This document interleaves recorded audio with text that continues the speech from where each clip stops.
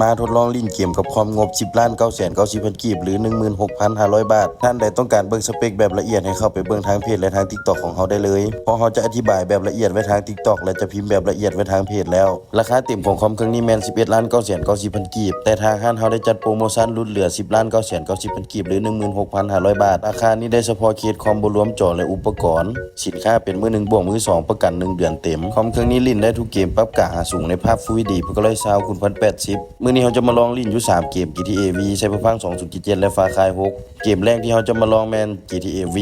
ภาพเฮาจะปรับเป็น Full HD เพื่อ100ซาวคูณ 1080กราฟิกต่างๆเฮาจะปรับเป็น Very High ทุกอย่างเลยถือว่าลิ้นได้สบายกับเกม GTA V 180กว่าเฟรมตันการ์ดจอยังทำงานบ่ฮอดเครื่องถ้าลิ้นไฟเอ็มหรือว่าออนไลน์ก็อาจจะเฟรมลดลงหน่อยนึงแต่ตัวนี้ถือว่าลิ้นได้สบายเลยเพราะว่าการ์ดจอมันแฮงการ์ดจอตัวนี้เครื่องนี่แฮงเทียบเท่า3060เลยต่อไปเราจะมาลองเกมไซเบอร์พัง 2077 และเราจะมาอธิบายสเปคแบบคร่าวๆไปนำเพื่อบ่ให้เสียเวลาฟรี CPU ของคอมเครื่องนี้จะเป็น Intel Core i5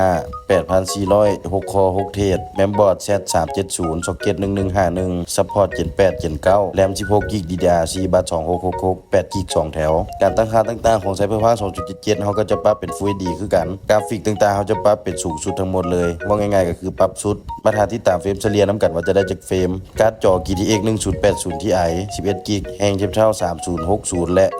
2070 SSD M.2 240GB Windows 10 Pro Hard Disk 2TB หรือ 2,000GB ไว้ลงเกมและโปรแกรม Power Supply 750 วัตต์ 80 พาร์ทเคสฝาข้างใส่พร้อมพัดลม RGB 6 ตัวตัวระบายความร้อน CPU จะเป็นพัดลมเดิมจาก Intel เฟรมเฉลี่ยออกมาแล้วไซเบอร์พัง 2077 80-90 เฟรมถือว่าลิ้นได้สบายกับเกมไซเบอร์พัง 2077 ปรับสุดต่อไปเราจะมาลองเกม Far Cry 6 เรื่องความร้อนของคอมเครื่องนี้หายห่วงได้เลยเพราะทางห้างเขาจะเทสแบบละเอียดทุกครั้งก่อนลงขายท่านใดสนใจสามารถติดต่อหาเพจมิเตอร์บอสจำหน่ายคอมพิวเตอร์หรือเบอร์ WhatsApp 58492042ช่อง TikTok ชื่อว่ามิเตอร์บอส584คุ้มค่าแน่นอนกับคอมเครื่องนี้ทั้งแฮงทั้งงามการ์ดจอก็แฮง CPU ก็สามารถอัพเพิ่มได้และแรมสามารถอัพเพิ่มได้ความจำก็ถือว่าหลายพอสมควรแล้วบ่จำเป็นต้องอัพการตั้งค่าต่างๆของ Far Cry 6เขาก็จะปรับเป็นภาพ Full HD กราฟิกต่างๆเขาก็จะปรับสุดทั้งหมดเช่นกันมาทาที่ตามเฟรมเฉลี่ยนํกันว่าจะได้จากเฟรมและทางห้างเขายังได้รับเทิร์นคอม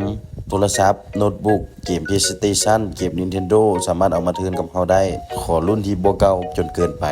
ลูกค้านครหลวงสามารถมาลองลิ้นตัวกิ่งได้มาเบิ่งตัวกิ่งได้หรือภายในนครหลวงเขาสามารถจัดส่งให้ได้ถึงที่และลูกค้าตั้งแขกเขาก็สามารถฝากขนส่งให้ได้ทั่วประเทศเช่นกันเฟรมเฉลี่ยของเกม Far Cry 6 ออกมาแล้วประมาณ 70-80 เฟรมถือว่าลิ้นได้สบายกับ Far Cry 6 ปรับสุดถ้า3เกมนี้ลิ้นได้เกมอื่นก็ลิ้นได้สบายเพราะว่า3เกมนี้ก็ถือว่ากินสเปคพอสมควรในยุคปัจจุบันและทางห้างเขายังได้รับอัปเกรดคอมและรับจัดสเปคคอมตามงบลูกค้านำอีกเด้อบ่ว่าจะเป็นมือ1และมือ2เขาจัดให้ได้ทั้งหมดเลย